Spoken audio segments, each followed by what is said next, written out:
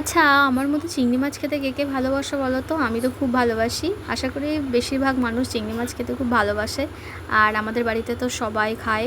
আমার বর একটু বেশিই ভালোবাসে, তার জন্য মাঝে মাঝে প্রায় দিনই আনা হয় চিংড়ি। আর আজকে চিংড়ির সাইজটা দেখো একটু বড় বড়। এই চিংড়িগুলো দিয়ে আমি আজকে ভাবলাম যে কী বানানো যায়, কী বানানো যায়। তখন ভাবলাম যে একটা রেসিপি আমার মাথায় এলো, যে আমার মা খুব বানাতো এটা আমাদের জন্য, আমরা খেতে খুব ভালোবাসতাম, আমি আমার ভাই। তার জন্য আমি ভাবলাম যে আজকে এই রেসিপিটাই বানানো যাক। কিন্তু বানাতে গিয়ে তখন দেখি যে টক দই নেই, ধনেপাতা নেই। তো চট করে আমি অনলাইনে অর্ডার করে দিলাম, 10 মিনিটের মধ্যে চলেও এলো। যাই হোক, দেখো আজকে আমি বানাবো মেথি চিংড়িও হতে পারে বা দই চিংড়িও হতে পারে, যে কোনো একটা। আজকে এই চিংড়ি মাছে আমি মশলা বেশি ব্যবহার করব না, শুধু আমার একটু লঙ্কা বাটা লাগবে আর পেঁয়াজের রস আর পেঁয়াজ কুচি। পেঁয়াজ কুচিটা একটু বেশি পরিমাণেই লাগবে, না হলে এর টেস্ট আসবে না। আর তার সাথে থাকবে ধনেপাতা।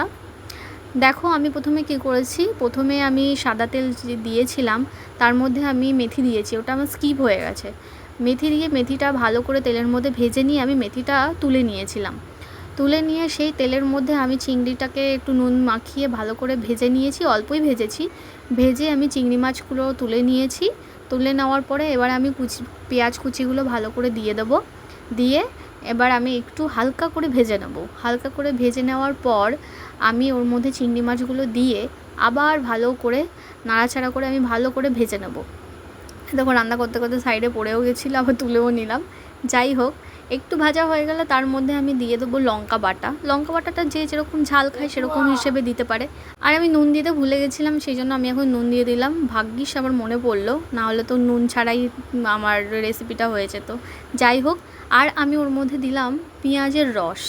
এই পেঁয়াজের রস, টক দই, এটা দিয়েই রান্নাটা হবে। আমি আর কোনো জল ইউজ করব না এর মধ্যে, না হলে টেস্টটা একদম চেঞ্জ হয়ে যাবে, টেস্টটা একদম ভালো আসবে না।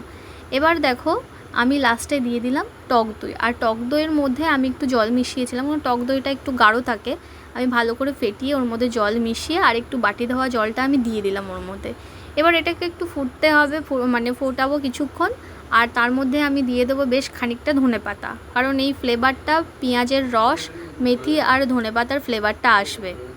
এই যে এই তিনটের ফ্লেভারটা যে এত সুন্দর হয়, এটা ভাত দিয়েই খাওয়া যায়। ভাত দিয়ে খাওয়া যায়, এত সুন্দর লাগে। তোমরা যদি একবার করে খেয়ে দেখো তাহলে বুঝতে পারবে যে কতটা ভালো লাগে। আর লঙ্কা বাটা ছাড়া আর তো সেরকম কোনো মশলা লাগে না, আর পেঁয়াজ। ব্যাস দেখো আমার রান্না তো হয়ে গেছে। তোমরা চাইলে একটু দই বেশি দিয়ে একটু গ্রেভি বাড়াতে পারো, কিন্তু আমি দই খুব একটা বেশি দিইনি। একটু আজকে একটু শুকনো শুকনো করেছি, তাতেই দারুণ হয়েছিল খেতে। আমি তো বেশিরভাগ ভাতটা আমি এটা দিয়েই খেয়ে নিয়েছি। তোমাদের যদি ভালো লাগে অবশ্যই কমেন্ট করবে। টাটা।